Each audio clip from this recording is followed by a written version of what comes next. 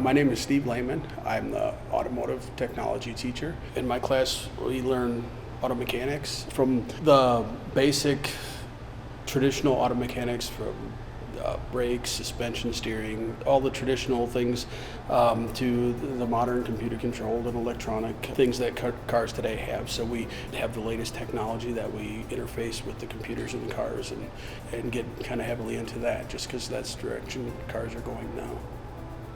We're going to teach our students life skills. In this class, they're going to learn to be entry-level mechanics.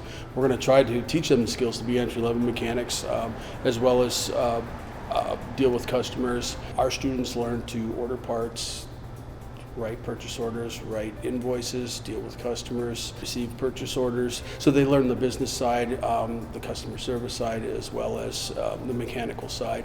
That helps get them positions as service writers, or beyond just being an auto mechanic. The local businesses, dealerships, and private businesses do job shadowing and internships with them.